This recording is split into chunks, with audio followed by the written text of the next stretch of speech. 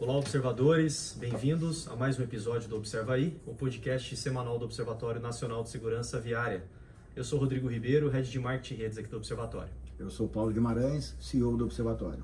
Eu sou Pedro Borges, Head de Mobilidade Segura do Observatório. E hoje estamos com mais um convidado aqui no Observa Aí, virou rotina. Pois é.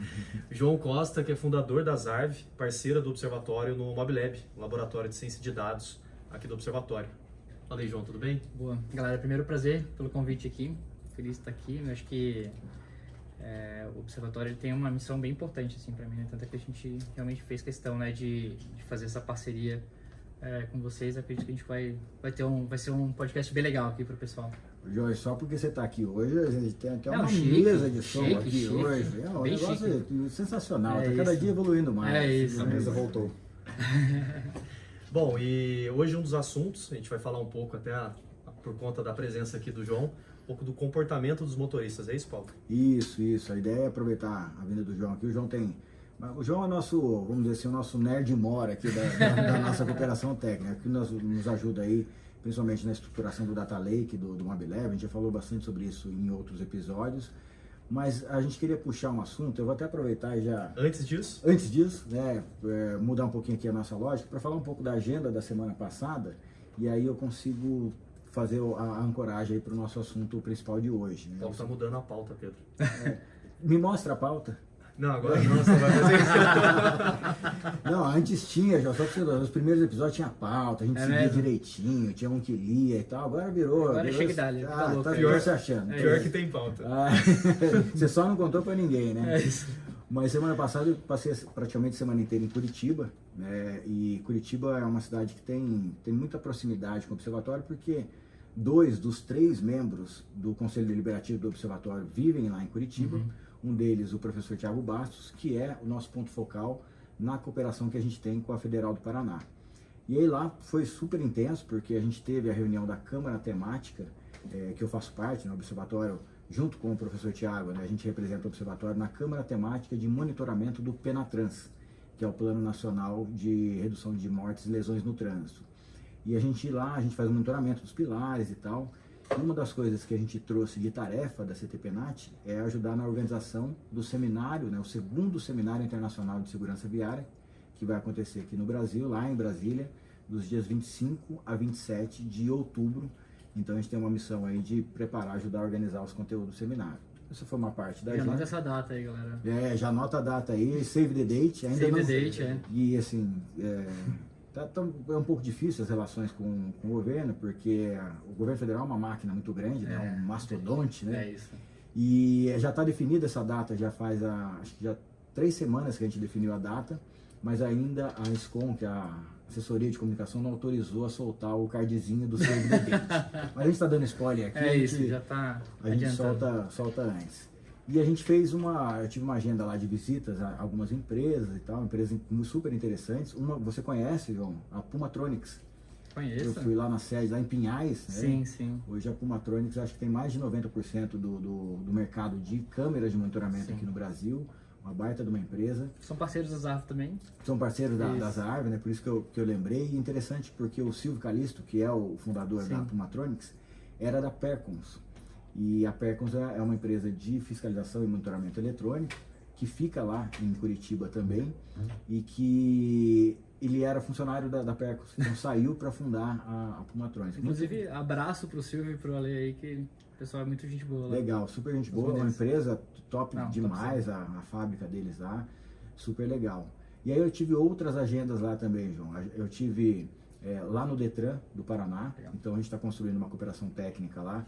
O Pedro tem ajudado a desenhar essas cooperações técnicas com o objetivo de intercâmbio de dados, então isso tem um pouco a ver com o nosso assunto aqui também. Incentiva a municipalização, né? O Detran está muito focado nisso. Projetos educacionais, a gente ia avançar aí com a presença do Observatório também no estado do Paraná. Então foi uma agenda muito legal. Também tive uma outra agenda, a gente fez a entrega de 14 mil livros do programa Observatório Educa para a Secretaria Estadual de Educação, lá do estado do Paraná. E esse projeto é interessante, porque a gente está com quase 60 municípios já participantes do programa Educa, e o município ele opera a educação no primeiro ciclo do fundamental, geralmente. Então é do primeiro ao quinto ano do ensino fundamental. E agora vai ser a nossa primeira experiência com massa no segundo ciclo, que vai do sexto ao nono ano, que geralmente é o governo do estado que toca. E não é só a entrega do livro, a gente tem toda a parte de capacitação e acompanhamento dos professores e o relato. Então a gente tem a Estefânia, que é uma observadora certificada que era mineira, mas foi para Curitiba, e ela a tese de mestrado dela vai ser justamente o acompanhamento da aplicação desses materiais e o monitoramento dos resultados pedagógicos da aplicação do Educação para o Trânsito no Ensino Fundamental. Então já começando um pouquinho a dar um esboço aqui do nosso assunto, que é comportamento e tem a ver com educação. E por último, mas não menos importante, estive lá, o olhinho do Pedro vai até brilhar agora, porque eu estive lá na Federal do Paraná, na casa do Pedro, trouxe até um pinheiro, eu encontrei com o prefeito Greca lá também, a gente fez a entrega do reconhecimento de destaques Maio Amarelo lá pessoalmente para ele, e ele mandou um presente pro Pedro, ele mandou um pinheirinho. Sério? Você tá comigo, ele fala no jeito da minha engraçado, mesa ali agora. Mandou um pinheirinho lá, é uma araucária, né? Isso, araucária. O símbolo lá de Curitiba. Mas eu estive lá na Federal do Paraná e a nossa cooperação é por meio da SPIN, que é a Superintendência de Parcerias e Inovação da Universidade Federal do Paraná. Então a gente está fazendo um vínculo de Curitiba com São José dos Campos. Eles lá acabaram de ter aprovado um recurso da FINEP para poder estruturar um parque tecnológico lá em Curitiba. Então a ideia é que a gente faça uma cooperação com eles também para levar a nossa experiência de distritos de inovação e parques tecnológicos aqui de São José para lá. E aí lá a gente estava tendo uma grande feira, o SBPC, é isso, né? Isso, SBPC. Eu acho que é Simpósio Brasileiro de Progresso da Ciência. Isso, Progresso da Ciência. Progresso da Ciência. Super legal. Nossa, o evento, acho que, sei lá, umas 15 mil pessoas lá. Caramba. Alunos, super legal. E lá a gente estava com alguns trabalhos expostos, em conjunto lá com a SPIN, com essa cooperação. E um desses trabalhos é o estudo naturalístico de condução, que tem muito a ver com o comportamento do motorista. Então eu queria que o Pedro falasse rapidamente sobre esse estudo, porque aí eu quero pegar um pouquinho da sua experiência de como a tecnologia e a ciência nos ajudam a entender o comportamento das pessoas e dos motoristas. Então, Pedro, como é que funciona esse estudo lá? Então, esse estudo que nasceu em 2018, 2019, comecinho ali, eu participo desde 2019, ele consiste na coleta, então é um estudo observacional, é uma coleta de todos os, digamos, vários fatores que envolvem a condução dos motoristas, só que dentro dos seus próprios veículos. Então, a gente instala equipamentos para medir a localização com GPS, velocidade. Tem 3 câmeras para ver o entorno e a parte interna do carro para ver se o cara está usando o celular, se ele está usando o cinto, se ele está, digamos, comendo enquanto dirige. Então a ideia desse estudo é realmente tentar captar o comportamento do condutor, só que não em um ambiente experimental controlado, como a simulação, e também não num veículo que não seja dele. Então ele se sente mais à vontade ali com o seu próprio veículo, com os equipamentos instalados lá. E aí durante o meu mestrado, minha dissertação de mestrado foi captar exatamente qual que é o comportamento em relação ao excesso de velocidade e qual que é o comportamento espacial desse excesso. Se existem diferenças entre o centro da cidade, entre as periferias, qual que é a diferença dos bairros, sempre tentando correlacionar com esse excesso de velocidade. Nossa, incrível, cara. Incrível. E isso é possível, João? A gente consegue extrair e usar tecnologia e ciência? Eu sei que é possível, porque o Pedro, inclusive, fez os trabalhos aqui, mas queria entender um pouco mais até onde a gente consegue se aprofundar e mergulhar nesses dados, porque isso vai ser muito importante para o desdobramento dos nossos projetos aqui dentro do Mobilab. Sim. Assim, hoje a gente já tem um conjunto de sensores, né, que captam essas informações do universo, seja o universo dentro do carro, que eu falo, né, e o universo fora do carro, né, os fatores externos ambientais, né. E, assim, a tecnologia evoluiu muito nos últimos tempos, né, tipo, acho que assim, a gente fala bastante de inteligência artificial, é até meio chato, assim, todo mundo fala de inteligência artificial e tal, mas esse aprendizado de máquina, assim, ao longo do tempo, ele evoluiu muito e a gente teve também junto uma evolução dos equipamentos, né? Então, o celular que a gente tem hoje aqui, ele é um equipamento que, antigamente, cara, a tecnologia era quase de uma calculadora, né? Hoje a gente tem um celular que, tipo, cara, sei lá, a NASA não tinha um computador que tinha um processamento do nosso celular, né? Então, quando mandou o homem para a Lua. E essa evolução, ela permitiu que a gente conseguisse capturar muito mais informações com muito mais precisão e qualidade, né? Tipo, dos fatores que o usuário está interagindo, né? Então a gente consegue hoje, por exemplo, não só, óbvio, tem coisas que são meio óbvias, né? Localização, que a gente já faz há um tempo, né? A gente tem rastreador GPS para isso e tal, velocidade e tal, mas a gente também consegue, por exemplo, coletar informações de condições climáticas, porque isso influencia também acidente, né? As condições climáticas.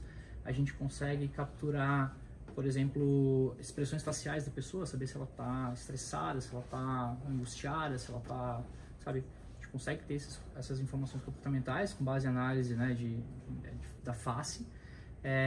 E tem várias das informações que a gente consegue pegar, né? A gente consegue capturar, por exemplo, o uso de celular dentro do veículo.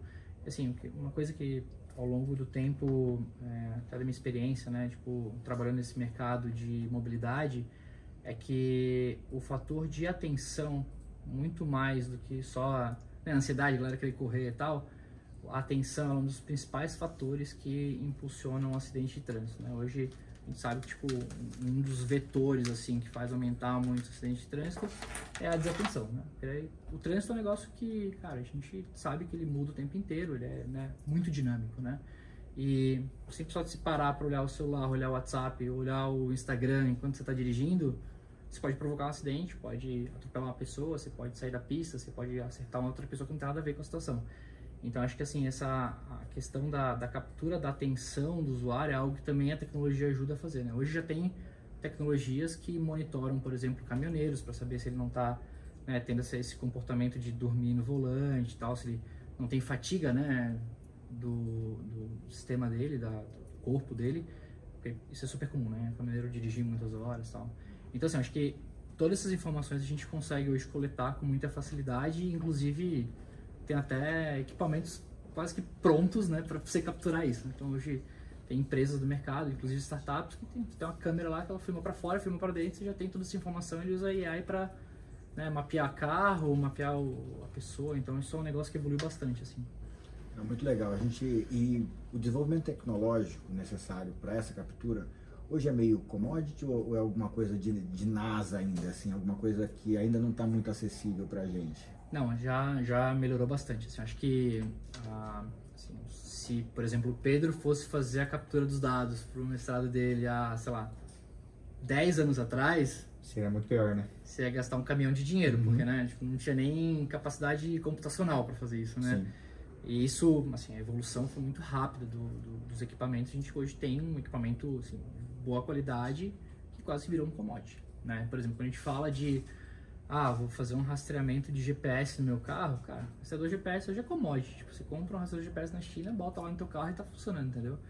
Agora, talvez o grande ponto aqui de sacada é, primeiro, como que a gente, né, interpreta esses dados, uma vez que eles foram capturados e coletados, como que a gente processa essas informações, aí que talvez seja o grande desafio, que não está hoje tão fácil, né, para as pessoas mais, sei lá, né, que tá andando na rua lá, o cara não vai botar a câmera no carro dele, sair coletando dado e fazendo um machine learning para processar aquele dado, não é tão easy assim, né, tão fácil assim. E acho que o segundo ponto é também o volume de dados que são coletados, né? Tipo, essa capacidade nossa de coletar dados em larga escala, né? Então, quanto mais informações, melhor é a tua amostra e mais, assim, fidedigna a informação que você está coletando, né? Então, acho que, sobre o ponto de vista de coleta e de equipamento, acho que isso melhorou muito. Então, por exemplo, hoje a gente consegue já, né, ter capacidade, por exemplo, tem parceiros até da Zarve que a gente consegue capturar pelo celular da pessoa o comportamento de direção dela, a gente consegue saber se está usando o celular ou não, a gente consegue saber velocidade, se freou, se virou, igual o comportamento que, por exemplo, um rastreador GPS tem, né? Hoje, o que o pessoal vende, né? Tipo, puta, meu rastreador GPS vira para direita, ele monitora, tal, sabe se freia e tal. Cara, isso a gente consegue monitorar do celular da pessoa. Consigo, inclusive, saber se é o carro da pessoa ou não, né? Então, porque a pessoa que está dirigindo, ela tem uma assinatura, né? Se ela está no passageiro, é outra assinatura de comportamento. Então, agora, uma vez que a gente consegue ter esse suporte de tecnologia, acho que daí, talvez, o grande desafio aqui é expandir isso, né? E ter uma massa de dados que a gente fala, puta, olha só, cara, a gente teve uma pesquisa que a gente impactou, sei lá, 200 mil pessoas, cara, isso aqui realmente é um comportamento fidedigno da população, né? Acho que talvez seja mais representativo, isso. né? É representativo, exatamente, E agora a gente está se lançando num desafio, João, você está junto com a gente nesse desafio do modular, porque a gente está depositando 2 projetos iniciais que a gente já começou. A gente tem algumas formalizações para fazer, mas a gente teve reuniões interessantes hoje na parte da manhã sobre esse assunto. E a gente não, né, nesse conceito de startup, de inovação, tem coisa que a gente não precisa esperar, tá toda a papelada assinada. Então a gente já começou alguns projetos, né? Então a gente tem 2 principais que a gente já inicia no Mobilab, que já estão começando. O primeiro, você está totalmente envolvido em todas. Em todos, né? Acho que sim, né? Mas o primeiro é sobre um portal de indicadores, né? Então Sim. a gente quer entregar para a sociedade, até o final desse ano, um portal de indicadores em nível municipal, que as pessoas possam acessar informações mais atualizadas e congregadas dentro desse projeto, né? Mas eu queria falar disso no segundo momento, que aqui a gente tem para quem nos acompanha, sabe que a gente tem um momento do podcast que é a sessão cobrança. Ah, é? Né? Então, Então, ver a listinha de tarefas, é isso? Não É animal. Não é possível. Você tá devendo? Rodrigo? Não. Não? Será? Não. Vou te poupar hoje, tá? Mas, e a gente tem um segundo projeto, que é justamente uma derivação do estudo naturalístico de condução. E por que é grande o desafio? Porque a gente quer fazer isso com moto. Então, Moto é um problema... qual que é a ideia? O projeto principal, o conceito principal que a gente quer trabalhar é o seguinte: a partir da ciência de dados, fazer os debates necessários com a sociedade, com órgãos de governo, com todo mundo que tem a ver com esse assunto motofrete. Então, uma abordagem que a gente vai fazer de motofrete. Vamos discutir, chegar numa proposta de nova regulamentação de motofrete. Aí a gente tem já os acordos com a Secretaria Nacional de Trânsito que estão sendo construídos, com o CETRAN, que é o Conselho Estadual de São Paulo, CETRAN São Paulo aqui, que tem a maior incidência desse tipo de serviço na cidade e tal. E a ideia é que a gente, a partir da ciência de dados e desses debates públicos, a gente chegue numa minuta de uma nova regulamentação de motofrete, aplique essa regulamentação. Então isso é uma iniciativa muito inovadora, não aconteceu até hoje no Brasil, se aproveitando do ambiente de sandbox regulatório que foi instituído por lei aqui em São José dos Campos. Então, a gente tem a liberdade de aplicar uma legislação de forma experimental, coisa que nunca foi possível.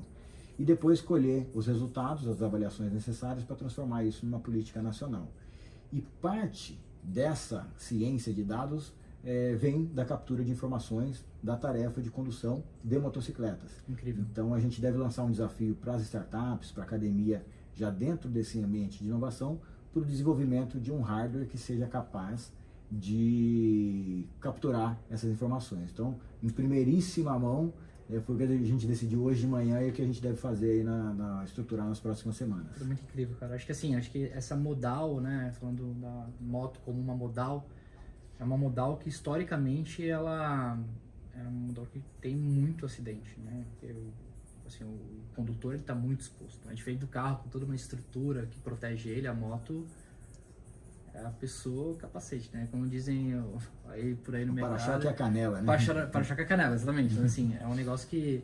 E fora isso, assim, eu acho que o motociclista, né, ele também é exposto muito pela má condução, né? Ou talvez o lapso de condução dos outros, né? Então, tudo que acontece de ruim ou de errado com o carro, com outra moto tal, o motociclista ele acaba sendo punido ali porque ele não tem essa estrutura que protege ele. Então acho que é muito incrível esse trabalho, porque assim, é algo que vai realmente gerar um impacto gigante assim, né, no mercado. Esse é um trabalho que a gente starta já agora nas próximas semanas. A gente está na fase final de estruturação de equipe e tal. A parte de infra, espero que esteja tudo bem. Não, pode mandar bala que a gente E aí eu queria que você falasse um pouco sobre o outro projeto, que é o dos indicadores, que esse sim a gente tem uma entrega aí prevista para esse ano ainda. Sim. E eu queria entender um pouquinho assim, você falasse um pouco do andamento, mas principalmente do que é trabalhar e quais as dificuldades, os desafios que a gente tem para poder desenvolver um projeto como esse. Boa. Assim, não estava nada programado aqui, tá, galera? Então estou fazendo ao vivo aqui. Bom, ao vivo e sem cortes. Ao vivo e sem cortes, pior ainda.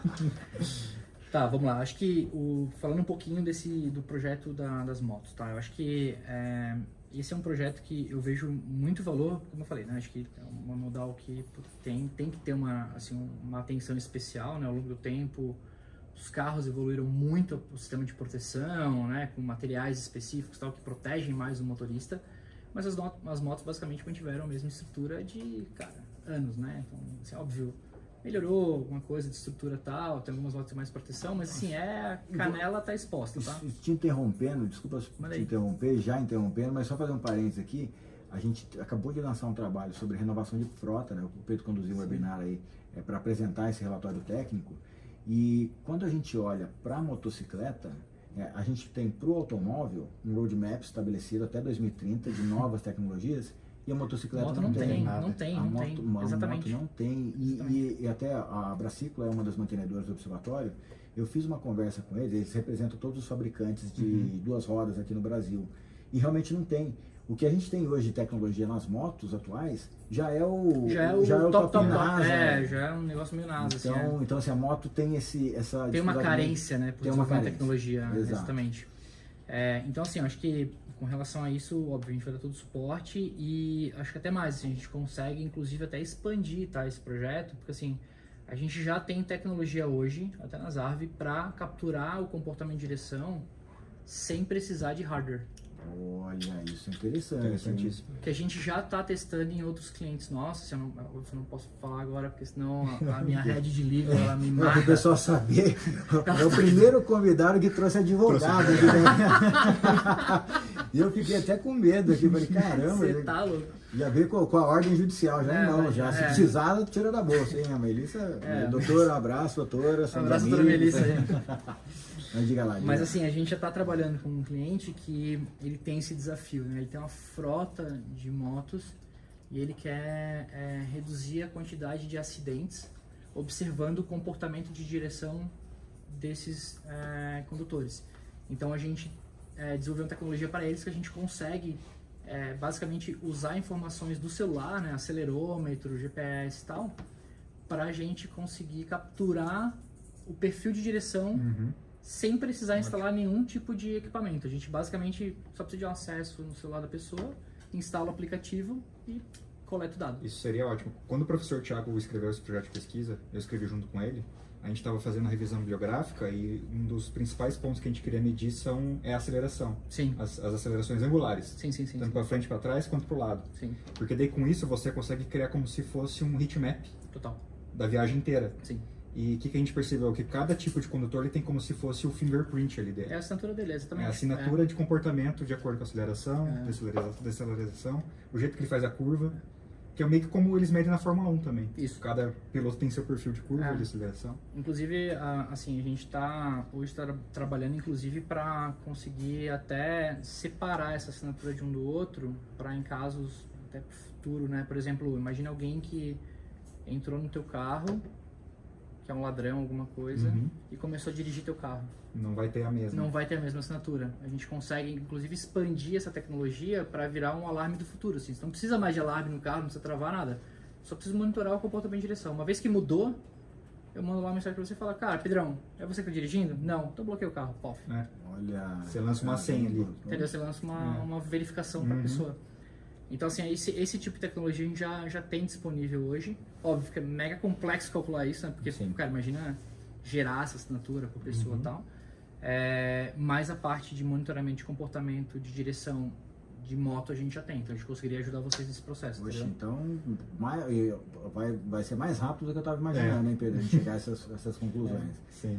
Nossa, que top, hein? Super notícia. Várias notícias de primeira mão aqui, hein, Rodrigo? Você tá até quieto aí. Não, tô quieto, tô só de ouvinte. E ele que é o host. Ele é o host. O cara tá sorrindo de orelha a orelha, que ele falou, pô, demorou, não precisa de Tá raiva. Eu sou o host que menos fala aqui. É isso. É o host que menos fala nos podcasts.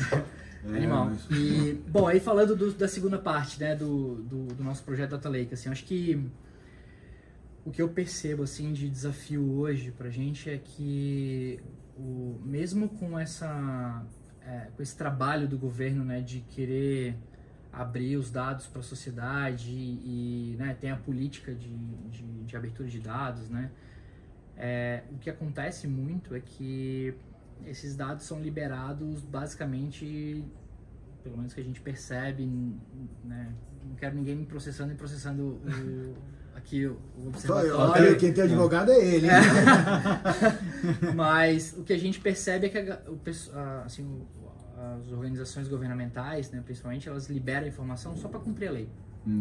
Então o dado veio muito desestruturado. Ah, mas eu vou te contar uma coisa que o Pedro foi envolvido numa polêmica gigantesca aqui no país uns tempos atrás, né? Sério?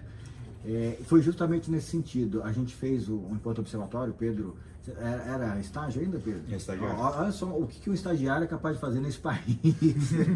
Mas brincadeira, o Pedro fez um trabalho de levantamento de acesso aos DETRANs, acesso à informação nos DETRANs. Não existe. E... Não existe, né? Tem alguns muito bons. Não, tem bons exemplos. alguns. Tem acesso a Detran? Tem. Pô, Mas compartilha aí então, cara. Não, mas calma aí. Precisamos contextualizar aqui. Tá. É o acesso como cidadão a serviços do DETRAN. Serviços e dados, como infração, dados? Frota, infração. Estruturada, API, com se conectar lá, tipo, via sistema, não. Ou eu como cidadão vou lá Eu li como o viés do usuário. Ah, cidadão comum, cidadão comum da sociedade.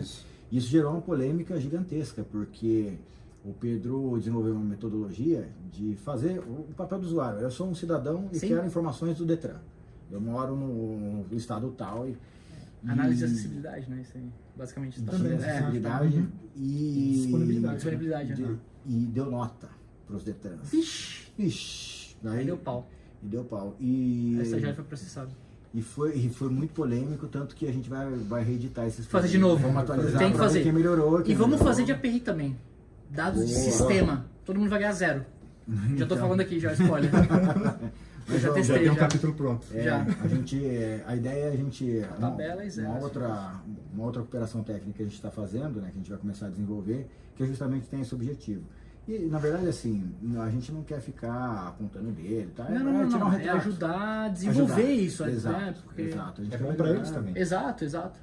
O DETRAN, a gente acredita muito que o DETRAN tem que estar mais presente na vida das pessoas, não só como um órgão cartorário, mas como algo que leva serviços, que leva soluções para as pessoas. Então, essa é a nossa contribuição e a gente precisa partir de um diagnóstico. Exato. A gente precisa retratar.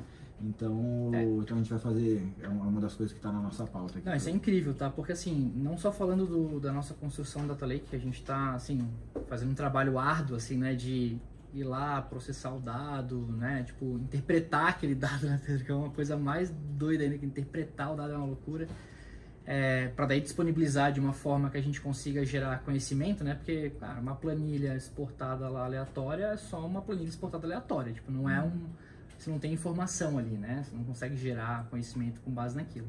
É só um dado, né? Então, assim, o que a gente percebe muito é que, como eu estava falando, os órgãos, eles liberam informação só para liberar. Então, cada um libera de um jeito. Tem gente que bota no Google Drive lá um zip, tem gente que bota no player de Excel lá jogado, bota no FTP, né, Pedro? Mas não existe o que a gente percebe é que não existe uma padronização, né? Nem na forma de estruturar o dado, e nem no tipo de dado que é compartilhado. Na entrega. Eu diria que a gente dá sorte quando está no FTP. Não, é o melhor caso que é possível ali. Não, a gente levanta a mão pro céu e reza, né? Porque... Agora, acho que o principal ponto que eu vejo aqui, e acho que até um ponto que eu estava até conversando com o prefeito Anderson aqui de São José dos Campos, que é o que eu percebo é que existe um espaço grande entre o que o governo disponibiliza de dados para a sociedade, né? Não só para o cidadão, mas acho que para a iniciativa privada também, e a forma como ele disponibiliza esse dado, né? E essa política de acesso ao dado, ela precisa vir não só de uma forma de disponibilizar a informação, mas ter uma estrutura que você também consiga, né, processar essa informação. Um exemplo muito claro, assim, hoje no Brasil, se você é um cidadão, você tenta pagar uma multa, você consegue. Tem um aplicativo lá da Serpro, né, que opera para o Senatran, que você acessa, bota a tua placa, você consegue, né, pagar. Óbvio, os estados que aderiram no negócio, tal, não sei o quê. Desde que... desde que aderiu, tá? Já começa com desde que. Desde que. Sempre tem um porém ali, né? Porém, se o cara aderiu e tal. Mas beleza, dado que o teu estado aderiu, se não aderiu, você tá ferrado, você vai poder na Detran lá, sei lá, pagar. Mas assim, que aderiu, tá, tem um aplicativo que organiza e tal, paga, beleza. Agora, se você tem uma frota de veículos no Brasil, você tá ferrado. Tá? Primeiro, pra descobrir que veículo teu ganhou multa. Segundo, para simplesmente pagar o boleto da multa. É mesmo? É mesmo. Porque assim, eles falam, usa o aplicativo da Serpro. Beleza, filhão, tenta pagar 20 mil multas ali no aplicativo da Serpro uma. Não tem como, entendeu? É impossível. você tem que ter uma integração de sistema para poder fazer isso. E hoje no Brasil a gente simplesmente não tem. Não tem. E aí o que acontece? O que as empresas fazem? A iniciativa privada, porque a iniciativa privada resolve. Se o governo não resolve, a iniciativa privada resolve. A iniciativa privada contrata várias empresas que tem vários robozinhos que ficam acessando o Detran. São essas empresas que geralmente fazem cair o site do Detran. Então, se você tenta acessar um Detran e caiu, geralmente são essas empresas que estão lá batendo e pegando os dados do veículo para saber, primeiro, se ele tomou multa e, segundo, para pegar o boleto para pagar a multa. Porque isso a gente não consegue ter acesso como iniciativa privada. O robozinho faz o papel do ser humano. Faz o papel do ser humano. Ele entra, clica, valida o códigozinho, preenche o dado do carro. Não é uma integração, é um... Não é integração, é força bruta. Eu não sou um robô. Ele clica lá no Eu Não Sou um Robô, ele digita o código e ele pega o dado. Então, assim, tem várias empresas hoje que fazem isso muito bem, óbvio, mas, assim, boa parte das empresas é força bruta, bate até quebrar o código para pegar o dado. Por quê? Porque não existe uma estrutura de API dentro dos Detrans que a iniciativa privada pode ir lá e conectar e minimamente consumir essa informação. E qual que é o receio, será? É o receio de invasão do sistema? Eu não sei. Eu sei que o desdobramento disso gera um mercado paralelo bizarro, assim. São milhares de empresas minerando dado, compartilhando dado com qualquer pessoa. Então hoje você consegue comprar uma base de dados de CNH no Brasil, porque tem um monte de gente batendo em site Detran e minerando dado para poder vender essa informação, porque o Detran não disponibiliza, né? O Senatran não disponibiliza essa informação de um jeito estruturado para a sociedade.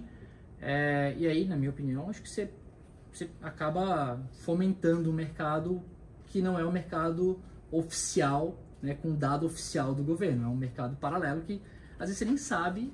Por exemplo, quer ver um negócio muito doido? Tenta descobrir quantos pontos uma pessoa tem na CNH dela. Eu faço esse desafio para qualquer pessoa aqui do observatório. Vai de Detran em Detran e tenta descobrir qual que é a pontuação de uma pessoa. Vai no Senatran e vai no Denatran. E no Detran.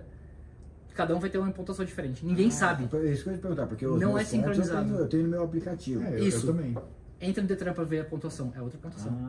Caramba, porque o Detran tem uma sincronização de multa e o Senatran tem outra. Aí o Senatran às vezes tem delay, o Senatran às vezes não recebe, tem multa que não é processada. Por exemplo, sabe uma estatística maluca que eu descobri na minha última empresa? 15% das multas que as pessoas tomam no Brasil não são cobradas. Não são cobradas? Não vira nada. Não vira nem boleto? Não vira nem boleto, nada. Tipo, a multa some, desaparece. E sem a gente identifica... Nisso. Não tem falcatrua nada. Ela se perde, porque o sistema é tão doido, tão sabe, desintegrado... Deleta umas tabelas lá. Que a multa se perde, exatamente. Não é que deleta, tipo, se perde o processamento da multa. Então, assim, às vezes a gente consegue, por causa da mineração, bate em um lugar lá e a gente fala, puta, essa multa foi gerada. Só que não tem boleto ainda, porque ela tem um processamento do boleto, não sei, nem sei por que demora tanto assim. Aí passa um tempo, esse boleto não é processado, a multa some, sei lá, vai para algum lugar. Passou, morreu a multa. Isso tem um efeito de pensa arrecadação. E mais que isso, o efeito, a pessoa que não paga a multa, ela não recebe o efeito educativo da fiscalização. Exatamente, o educativo ela não tem, ela não recebe essa pontuação. Então, e até a questão da pontuação, óbvio, isso é um controle hoje que é feito pelos Detrans estaduais, né? E a credibilidade, né? E a credibilidade do órgão. Então, assim, hoje, essa estrutura que está presente hoje no Estado brasileiro, ela acaba movimentando todo o mercado paralelo de pagamento de multa, de pagamento de documentação do veículo, de pagamento... Cara, imagina se o Detran ou o Senatran tivesse uma API que você batesse lá e você pagasse, sei lá, a renovação da tua CNH, ou a renovação da tua... Cara, vários negócios poderiam ser desenvolvidos em cima disso e o governo teria o controle da informação e saberia exatamente quem está acessando a informação deles. E acima de tudo, facilita a vida do cidadão, né? Facilita a vida do cidadão, exatamente, entendeu? Então, assim, cara, se for ver, as empresas hoje não têm esse acesso, é isso aí. É isso aí, muito bom. Olha só, dá pra ficar aqui uns dias aqui. Não, se for pra falar sobre isso, a gente fica um tempão aqui. E me chama pra análise aí da galera que eu vou participar também. Com certeza. Vai com gosto. Essa vai ser boa. A gente já chama o João pra outros episódios. Mas aí a gente assina pelo Pedro, né, e o Paulo, e aí eu não... Senão eu não preciso mais advogado aqui no escritório, eu tô ferrado aqui. Eu vou ter que arranjar um advogado. Vai ter que arranjar um advogado. Bom, chegamos aqui no momento da nossa curiosidade, dica da semana. Os dois, Pedro e Paulo, eles trazem aqui sempre pra gente a curiosidade, a dica da semana. Prepararam algo? Não? Eu Preparou preparei. durante aqui o episódio? Não, eu já vim pensando nisso já desde a semana passada. Eu vou deixar o Pedro começar. Eu também vim pensando desde a semana passada. Não, no último episódio, semana passada, a gente teve a participação do vereador Robson. E Dos animais. É o... Legal. Sim. ele é lá de Natal, então ele sempre está engajado nessa causa animal e também ele foi vencedor do prêmio Destaque Mar Amarelo, pela campanha dele de Eu Freio para os Animais. Nossa, parabéns, hein? Animal. Foi legal. Então- Animal. Animal, né? Então, semana passada não tinha dica para isso, mas eu fui atrás de dicas para transporte de pets em automóveis. O CTB ele não traz nenhuma regra direta para esse transporte de pets, mas é recomendável que você sempre transporte seu cachorro ou gato dentro de uma caixinha presa no veículo, no cinto de segurança. Se o cachorro tiver porte para isso, né? Se ele for maior, é recomendado que você use aquelas coleiras que são peitorais e amarre a guia no cinto. No Por banco de acaso trás tem- ou banco da frente? Banco de trás. Banco de trás. De preferência no meio. Ah, Para legal. você conseguir ter um maior acesso ao cachorro ou ao gato. E é importante peitoral, caso tenha algum acidente, algum freio mais brusco, não tem um estrangulamento aí do cachorro. Você falou de cachorro e gato. Ele tem uma iguana de animal de estimação. Não. Já- Mas o meu cachorro fica andando pelo carro, tá? É uma boa dica essa daí que eu vou O prender seu ele agora. cachorro anda pelo carro? Qual que é a marca, né? É um vira-lata, a gente adotou ele, a gente adotou e ele, assim, ele não sabe que ele é um adulto já, né? Ele acha que é um filhote, mas ele é grandão, é gordinho e tal. E ele fica andando pelo carro porque ele fica agoniado, então ele vai no banco de trás, ele vai no banco da frente, olha a janela, cheira todo mundo e tal. Você demorou pra educar, é igual criança, né? Ah, o Zé do Coelho, deixa ele lá. Anarquia, cara, deixa lá. Bom, e muito boa essa dica Essa aí, é a dica. porque as pessoas às vezes não levam isso em consideração. Primeiro, a vida do seu bichinho de estimação ali. E segundo, a sua própria vida, porque ele não deixa de ser equivalente ao objeto solto dentro do carro. E ele te chama atenção, né? Ele te Isso. distrai. É Você mais pode um até causar um fator de acidente, distração, exatamente. se ele estiver solto e tal. Aliás, é bem comum, né? A gente É bem tá comum. circulando e vê pets aí na janela dos carros. No colo do motorista. Ou no colo, É bem comum. no colo da multa. No colo da multa, né? Entre o condutor e a janela também, né? Tem um enquadramento específico para isso. Bom, e a curiosidade da semana, por que eu falei que eu tô pensando nisso desde semana passada? Porque eu tive acesso a essa curiosidade nessa visita que eu estive lá em Curitiba. O Vitão pegou minha cola, né? Eu tava com meu celular aqui, mas eu lembro de cabeça. Você sabia? A primeira lombada eletrônica que foi inventada, né? Ela começou a operar 23 anos atrás, antes mesmo da regulamentação de fiscalização eletrônica. Então, qual que é a história, né? Como surgiu a lombada eletrônica?